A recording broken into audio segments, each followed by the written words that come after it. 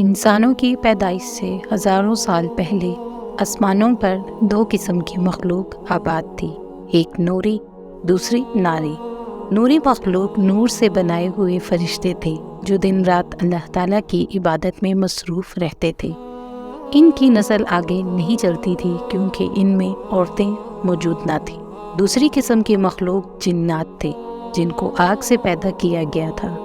جنات میں شر کا مادہ زیادہ پایا جاتا ہے۔ جنات کی عورتیں بھی موجود ہوتی ہیں اور ان کی نسل بھی آگے بڑھتی ہے۔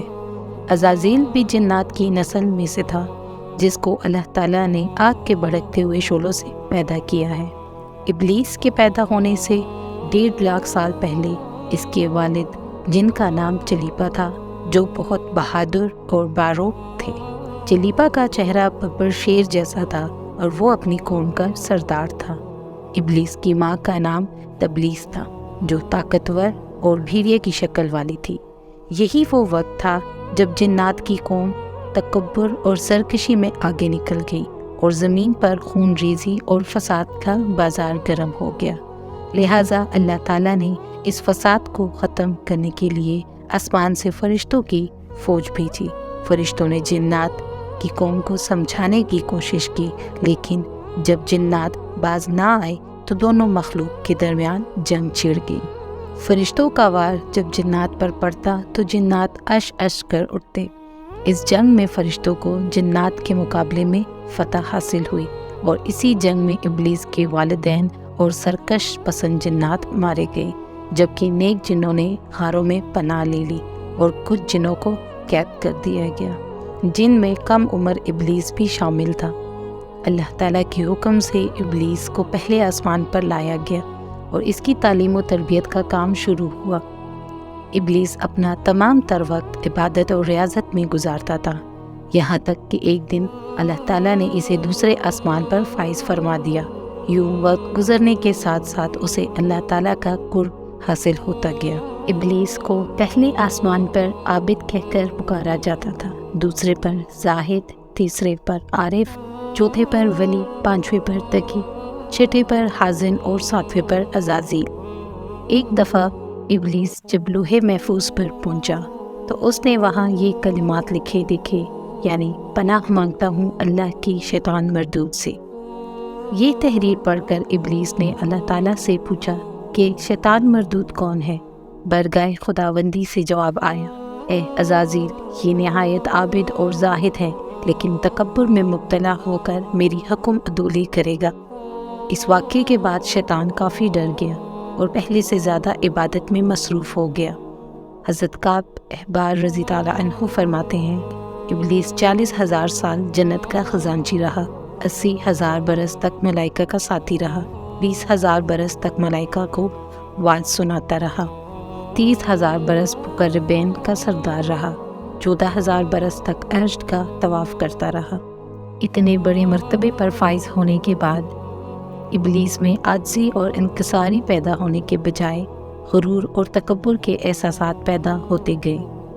ایک دن ابلیس کو پتہ چلا کہ اللہ تعالیٰ ایک نئی مخلوق پیدا فرما رہے ہیں جس کے لیے دنیا کے ہر کونے سے مٹی لائی گئی ہے۔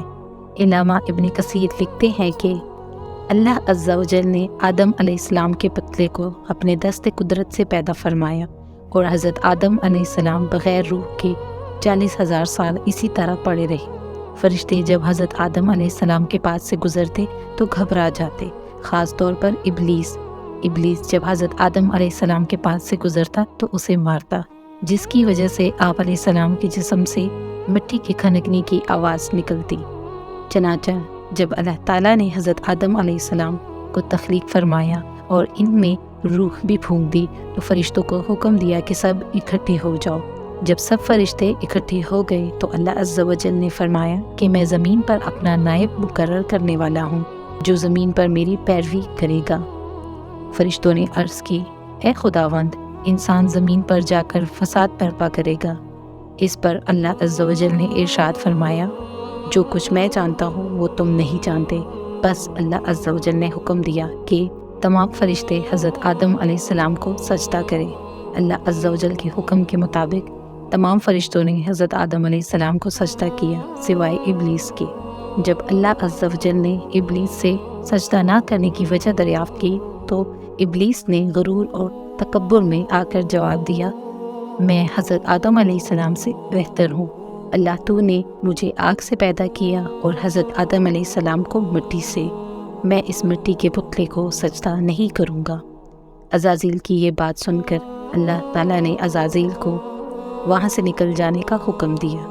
اللہ نے فرمایا، تو یہاں سے چلا جا، تو شیطان مردود ہوا، تجھ پر قیامت تک میری لعنت ہوتی رہے گی۔ اس وقت عزازیل کو علم ہوا کہ لوح محفوظ پر جس شیطان کا ذکر ہوا تھا وہ دراصل میں ہی۔